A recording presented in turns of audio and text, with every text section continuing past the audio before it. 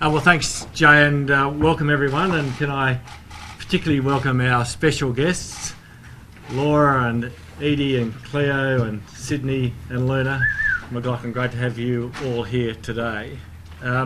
So, obviously a big announcement for the AFL. Gill advised me on the weekend of his intention to step down as CEO of the AFL at the end of 2022. There'll be 9 men's seasons, probably 7 women's, hopefully, by then, and 22 years or so at the AFL. From my point of view and from the Commission's point of view, it'd be correct to say that, we're not happy with that decision, but completely supportive of it, if you get the sense. Gill's always said to me that he wanted to go at the top of his game at a time of his choosing and when the AFL was in as good a shape as it can be. And I think that's fair play. And the Commission thinks that's fair play, and certainly fair for he and his family. He's done an outstanding job, and I'll go to that in a minute. What Gill has done, and it's typical of Gill, is he's committed to a significant plan for 2022, and he's committed that he and his team will do a new broadcast deal. We'll do CBAs for men and women, club funding model. We'll put a position to the 18 clubs on Tasmania, and we'll get the men's and women's seasons away as best we can through 2022. So it's a big agenda that he will lead. I and the Commission will kick off a process in the next couple of days in terms of finding and appointing a successor to Gill. We've got a period of time in which we can do that. We'll appoint an external search firm in the next couple of days, and that process will get underway, and announcing today enables us to do that with some clear air. It's worth reflecting a bit on Gill's time to date at the AFL and looking at the scorecard, if you like, and I'm just going to take a little bit of time to do that, if that's okay. So there's record numbers, and that matters in participation, membership, attendance, revenue, the broadcast deals, viewership, the growth in New South Wales and Queensland. Girls and women in the game with, I think, 600,000 participants now. The investment in facilities, not just at the elite level, but throughout the community, which is a massive legacy. And of course, competitive balance has been a huge issue and continues to be something that we really aspire to in the AFL, any team on any day, and I think that's will be part of Gill's legacy. We've just completed season 6 of the AFL Women's, and it was the best season we've ever had, and it was a wonderful grand final in Adelaide on Saturday. But who will ever forget the first game and Gill having to go outside and tell people, sorry, the gates are closed because we can't let anyone else in, and the grand final in 2019 with 53,000 people at the Adelaide Oval was one of the best moments in AFL footy in my view. And of course we'll have 18 women's teams later this year, which is fantastic. And then he's always had this unrelenting focus on the fans and making sure that the game is accessible and affordable to our fans. And also that we never forget, in fact, we always build on community footy. And it's been so important, and it's been more important over the last few years than ever in this country, that we encourage participation, whether it's the volunteers, whether it's players, people in community footy, and Gill's been big on that. So we've always wanted to attract the best athletes to play at the elite level, but we also want the highest participation of any sport, and he's worked incredibly hard on that. Gill's leadership of the AFL through 2020 and 21, and Tony Shepherd just said this at a call we had with club presidents and CEOs, I think has been unbelievably good. Many of you will recall when we suspended the season, I think on the 22nd of March in 2020, and I know exactly where I was at the time when Gil rang me and said, I think we've got to suspend the season, and we had no idea what the future looked like. But we got through it. Footy actually, I think, kept most of us sane through 2020 and 21, particularly in Victoria. And we've come out of it in a really strong position with a strong balance sheet, generating cash, and with the game in as good a shape as it's ever been. Gil's also been a champion off-field in terms of improving the culture and inclusiveness of the AFL. He's built a great team, and a number of that team are with us today. His focus and the team's focus through 2022 and the things we want to get done, broadcast deal, as I said, women's, CBA, Tasmania, and club funding. On behalf of the Commission, Laura, I want to thank you, Edie, Cleo, Sydney and Luna for all the support you've given Gil and Dad over his time at the AFL. You've been immense, you've been great people to be with, you've formed friendships with all of us. And so, again, on behalf of the whole AFL family, and particularly me and the Commission, thank you very, very much. Gil, I want to say on behalf of the Commission and the whole footy community, thank you. Thank you for your leadership, your personal strength in terms of values, integrity, openness, your drive, your passion, your empathy, your decision making and your intuition has been fantastic. You're one of the best people I've ever worked with, and you'll leave the game in much better shape on and off the field. Congratulations.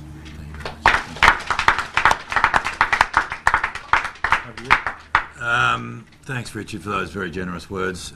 Thank you, everyone, for coming. I only want to make a few comments. Firstly, I want to say that, as Richard discussed, you're all going to have to put up with me for the balance of the year. I'm not leaving today, and I think Richard's been really clear about the agenda that's in front of the team this year. But I think this timeline gives Richard and the Commission the right runway to work through the succession process, and allows us, me and the team, to work to the time to close out what we need to do to bring this thing to the landing I'm planning on. Because the reality is there's the 4 or 5 huge things to get done still this year. I'd like to reiterate what I said when I accepted this role, that it's an honour and a privilege to serve this game. Best game in the world.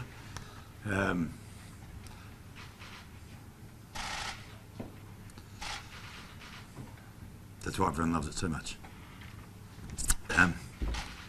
The responsibility's never been lost on me. And I feel good that the game's in better shape now than when I took over, but the scoreboard for the others will be for others to judge. I'm leaving now because it feels right. Right for the AFL, right for me, right for my family. It's clearly more complicated than that, but actually, in simple terms, it's not. It's the AFL's in incredible shape, and I say this, I hope you take it the right way. It's in incredible shape on whatever metric you assess it. Footy's back pumping with a clear plan for continued growth, and I feel good about that. I feel it's the right time if we close out the stuff we need to do this year. I want to thank my 2 chairmen, Richard and Mike Fitzpatrick, and all the commissions I've worked for.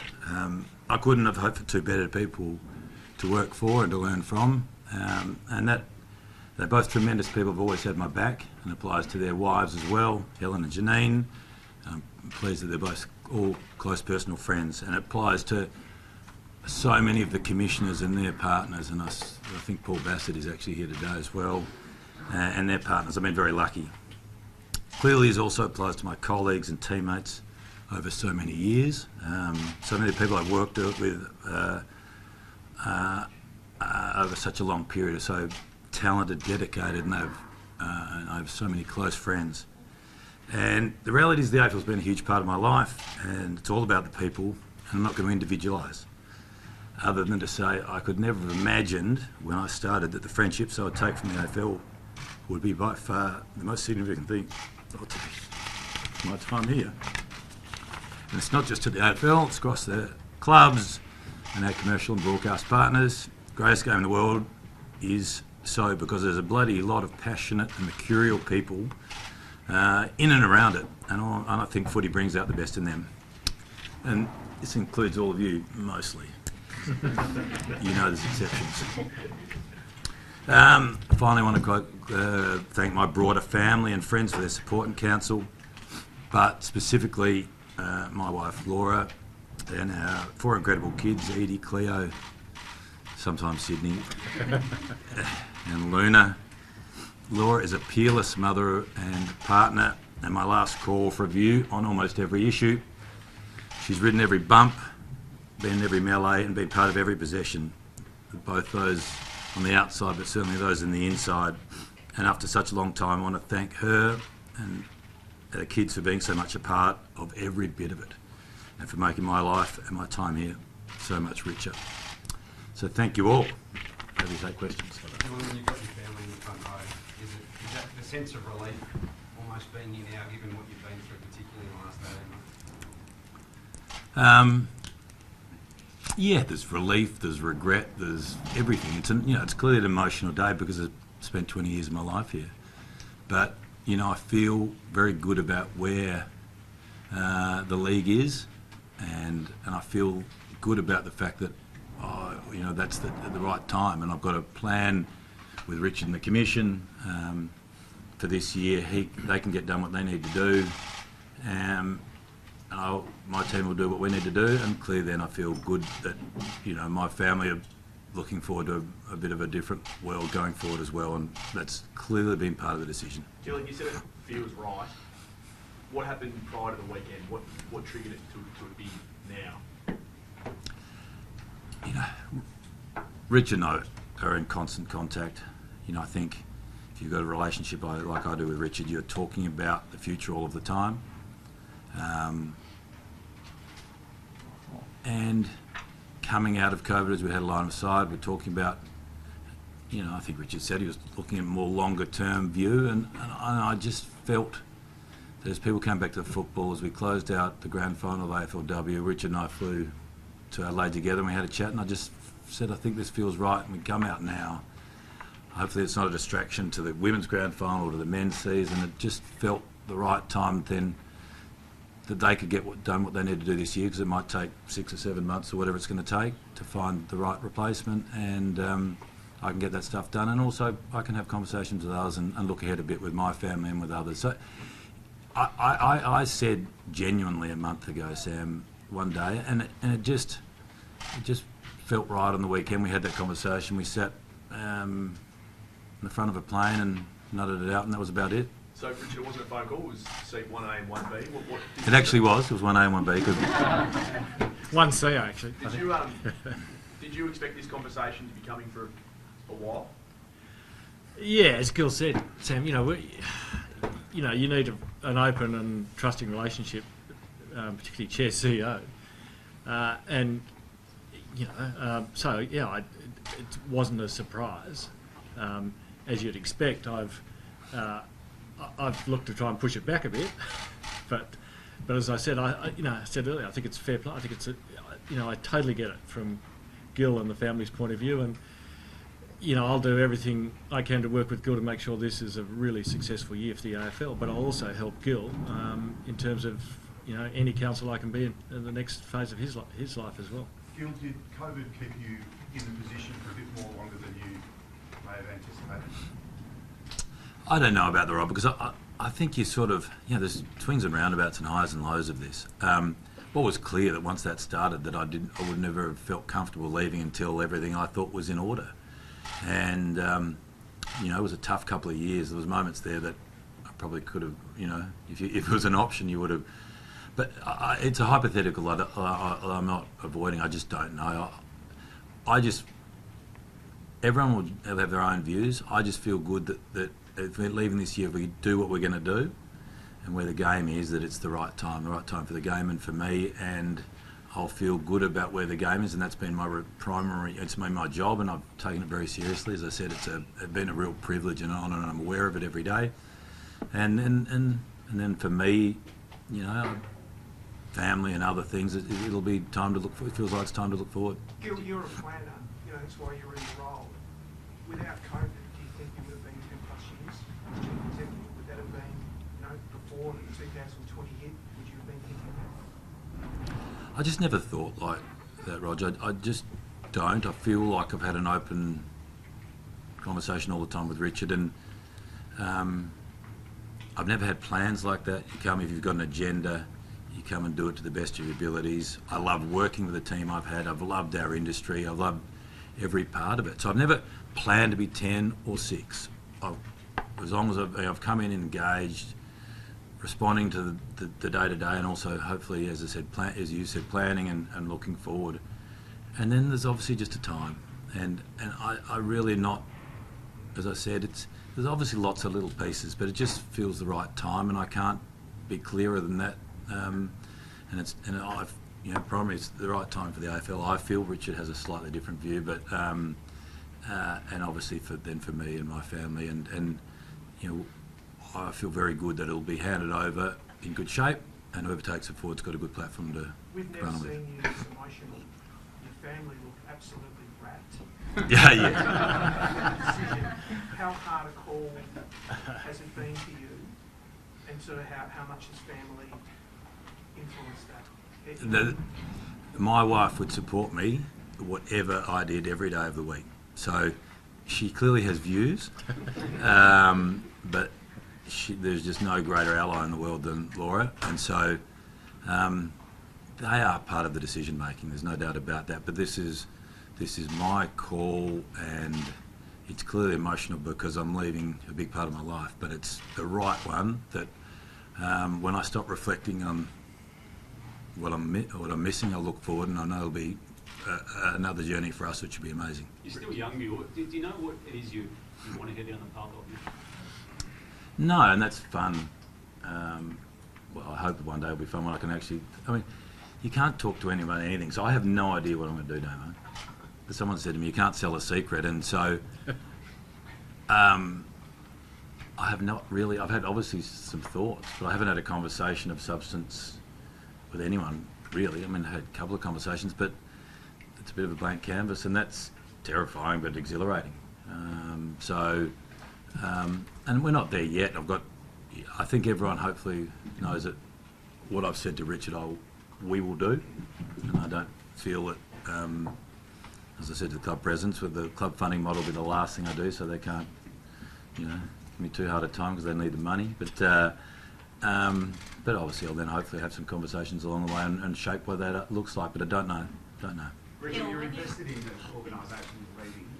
What kind of CEO needs to replace you now? Internally, externally? Sorry, was that me? What kind of person does the AFL need now to replace you? That is not, Michael, a decision for me, and I'm not trying to be churlish about it. Richard and the commission, it's their decision to make. What I do feel absolutely certain about, that whoever replaces me will be completely different, and they'll have to bring their own style and be their own person, man or woman, and that was the only bit of advice. Whoever gets the role, just be your own self and be your own person, and you'll go okay. And that was advice given to me by Andrew Demetrio, and I've hopefully brought that to bear every day I've been here. When you reflect back on your time here, what's your proudest moment? I reckon that's for other people to talk to about what we've done. The pride for me, more broadly, is just I love this game. I love its impact. So, When you emotion talking about how much you love the game, how has it felt for you to have your hands on the wheel of the game so much? well, you're aware of the responsibility because it means a lot to so many people. You're reminded of it every day. You can't walk down a street or into a shop, or you can't cross the road. You can't, you know. So that it's I've certainly been aware of the weight of responsibility, but also that's a privilege and a response that I've felt that, and so it's not been a burden in the way that maybe it's asking. It's just been a special thing to have had, and I'm eternally grateful for Mike and the commission that made the decision at the time, and Richard the support, and obviously all those have supported me to do it, and I've done the job I've done, and others judge what they think of it. But I feel we're in good shape, and I'm leaving hopefully with a thing better than when I started, and that was the job. Richard, given what's happened in the last couple of years with COVID and the changing nature of the footy landscape, does that make it harder for you to get someone in externally? And I guess, well, the other way of asking it would be easier to bring someone up who's been already building relationships underneath Gill to transition more smoothly? Yeah, Sam, I don't think it's the right time to speculate on. All I'd say is, having made the comments I made at the opening about Gill and his timing, I feel really good about the quality of people we've got within the AFL system right now, in terms of AFL House and in the clubs. So, I feel we've got in that group people who are more than capable of taking over from Gill, and then we'll go through a process, and there may well be others that come to hand and we'll have a look at. So I feel very confident that in due course we'll be able to make an appointment, which will be a really strong appointment to take the AFL forward. So what have you seen as Gillon's biggest strength, particularly in the last couple of years, that would make him hard to replace?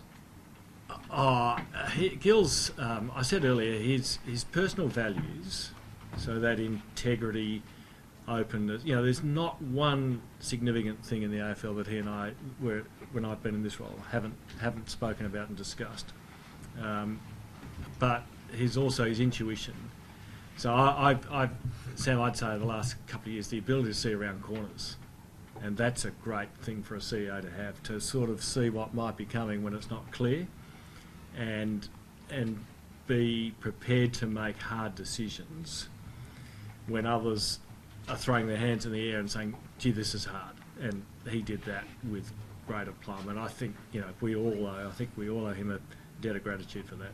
You touched on some of the challenges there. I mean, the pandemic being one. I mean, Essendon was obviously a big one early in your tenure as well. Would there be anything you do differently along the way when you reflect on it, or do you have those challenges every day in the job? I think I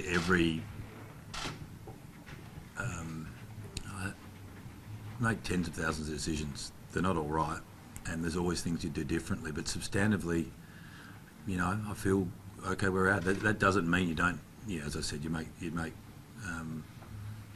a number of different decisions, but the big ones, I feel good. I mean, that was a tough period this last couple of years, and there's some big moments and some big calls we had to make, and we've come through that pretty well, and that's where we are today. You mentioned the word regret, the first response you gave to us. What is your biggest regret in the role? No, I didn't say regret. There was remorse, or I meant to say remorse. It's an emotional day. I think it was asked about how I'm feeling today. There's a bit all range of emotions. I don't have any regrets, so let's just be clear about it. There's no regrets about any part of the role. What I was maybe in an emotional saying was that there's a range of emotions today, and sort of some regret about what I meant to say was that that someone at some point you look back and go, well, that was an amazing journey. It's all done. That's what I was talking about. Not any aspect of the decision making. As I said, I'm sure everyone would have things they do differently, but I don't have any part of this role I look back on with any regret. You mentioned a few big ticket items on the agenda for this year. Can you elaborate on those, particularly the women's CBA and also the licensing? Yeah. So it's just easier to be clearer. So quietly, we've been having discussions with broadcasters and others. We'll do a new broadcast deal this year. That's obviously huge. We'll have arrangements with our men and women players. We'll do new CBAs that will flow from that, and we'll contemplate that, and those discussions will be picked up in the coming days. There'll be a club funding model that will actually then contemplate all those arrangements, including hopefully have an interface with the the men's and women's CBAs, and obviously Tasmania, and then the team will land the operational stuff this year. So that's the agenda that's Richard's put in front of me, and we just decided to be explicit about that today because that's the job in front of us. Just on Tassie, have you had a dialogue with the new Premier down there? No, I haven't as yet. It's sort of been a big few days for him and for us. So that will happen. I've spoken to the outgoing Premier, Premier Gutman, who, I actually ended up with a close relationship with him and said well done, and he's very confident that nothing will change from the Tasmanians' mindset. Gil, what do you think the biggest challenge for the game will be once you depart for the incoming CEO?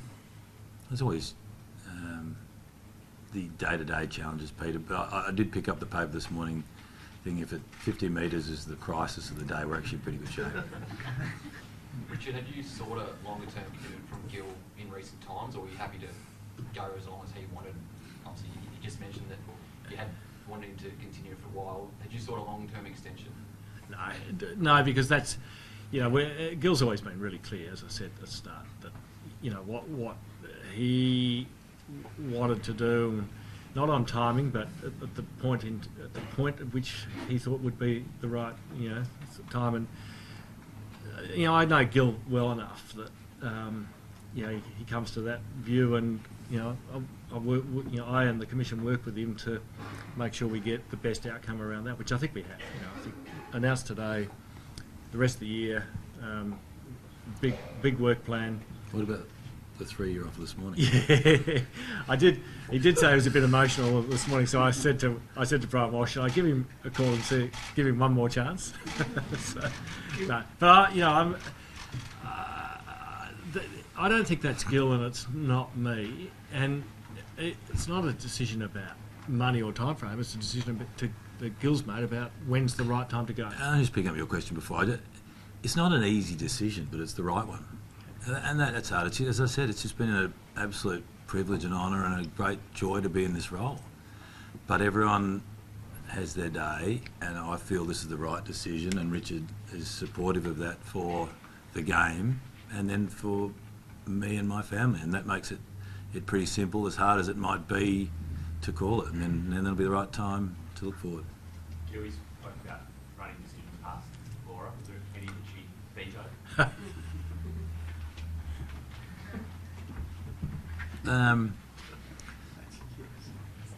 Probably. It's just been a partnership which I'm incredibly lucky to have, and that when you're about to do something, you can have one last person to run it by whose judgment you respect more above all others. So there's certainly been plenty of no's. I just can't think of anything I want to tell you about at the moment. Gil, following on from that, when you walk out of here for the last time, whenever it is later this year, what have you got planned, or more importantly, what have Laura and the kids got planned for you, do you reckon? More space than I'm probably going to want. I'm not going to get into all the indulgent part of that, Roger, other than to say it's a 7-day-a-week job, and I'm going to be able to not miss my son's basketball game, grand final on a Saturday, or his footy on a Sunday afternoon. So there'll be lots in and around that, but it'll be more time. But it's also, you are who you are as well, and I'll probably feel that quicker than Laura would like. Can you get the Saints to a flag if you follow you? They're going all right without me, Sam.